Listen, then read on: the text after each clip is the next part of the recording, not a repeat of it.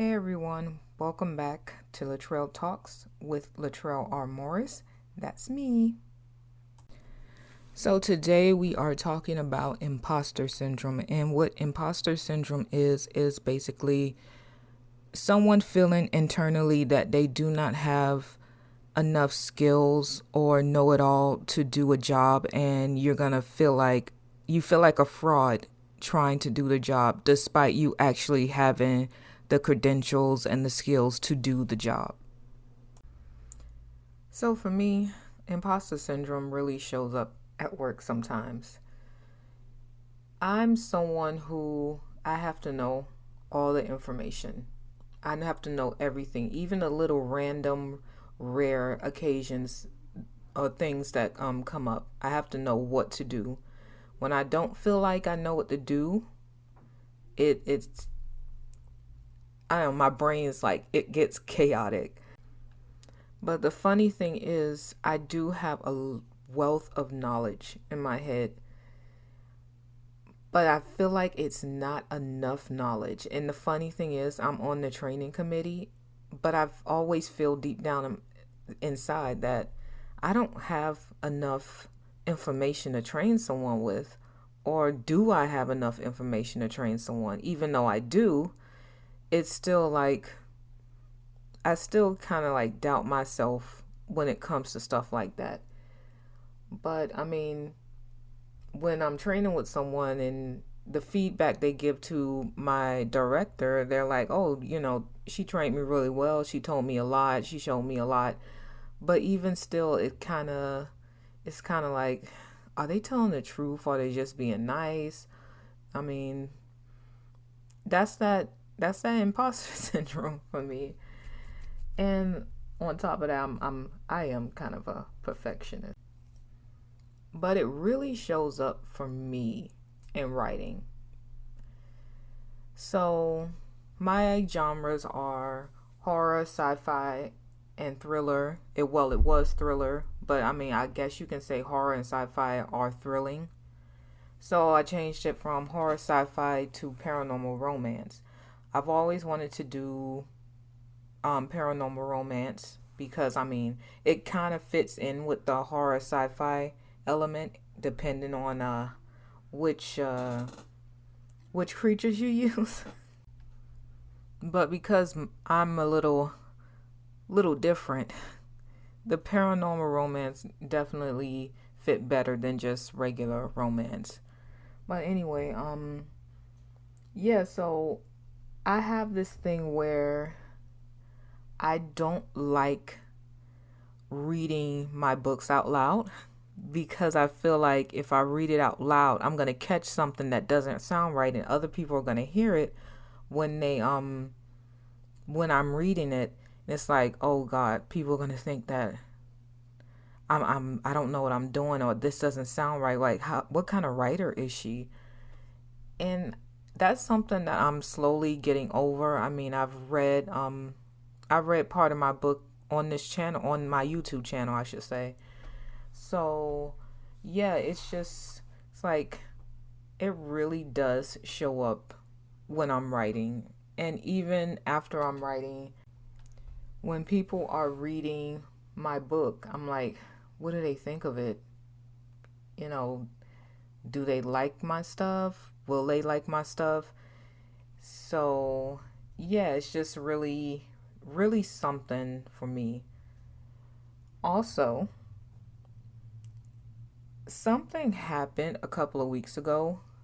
I won't get too much into details, but I felt like kind of like my effort in doing my first paranormal romance story. It wasn't the first one I wrote. It was actually, I would say, third one I wrote, but it was a short story. And I got a review that it wasn't good. And so it kind of made me feel like crap. And I'm like, maybe this genre isn't for me. Maybe I should stick to sci-fi and horror, even though I have my ups and downs with those categories, those genres as well. But it really sent me into like a 2 day down session because I was just like, this is my effort, my first time published effort of paranormal romance, and it got downed. And I was just like, maybe this isn't for me. I've even had points where I was like, maybe writing isn't for me because I'm just wasn't seeing results like I expected or hoped. But I would say after a week after that, I finally started writing again because I had stopped. And I said, you know what? I just had to tell myself, everybody is not going to like your writing. It's not for everyone. And if it is, and if everyone likes your story, are you really being you? Or are you just trying to cater to the masses? So that's just something I had to tell myself, to just be, this person may not like it, but the next person will. And, 2 weeks after that, someone told me that they loved my story. And I was just like, okay. It made me feel a little bit better knowing that there is someone, at least one person, two people, whatever, that do enjoy my story and want to read more. But, yeah, it can be a beast sometimes. I've even, with my science fiction, I'm not somebody who likes to write hard science fiction because I don't feel like I have enough knowledge to write hard science fiction. And even to try and find that, it's like a whole nother job in itself to research what I need to research. So I guess that's kind of why I stick to soft or social science fiction. Well, that's one reason. Social science fiction, I do it because it's more so of things that are going on in the world, but I put a little sci-fi twist to it. But yeah, that's one reason why I kind of stick to the softer side of sci-fi. But maybe one day I'll write a sci-fi opera. Maybe it'll be hard. I don't know. But right now, I'm just like, I don't know too much about certain things to be sitting here like pretending like I do. And then let somebody call me out. I'm going to be like, oh God. But imposter syndrome can really be a beast. And if you're not careful, it can really screw up your life and screw up your passion, screw up your dreams. So, like I said, it's something that I'm slowly getting out of. I mean, you can't always be perfect. You can't always be all-knowing. But if you know enough, I think that's good enough. And if you're trying to learn more, that's good enough. Because we have people out here who are had nothing to do with politics, but coincidentally became president. But that's America. So fake it till you make it. Fake it till you make it, because obviously it works for certain people.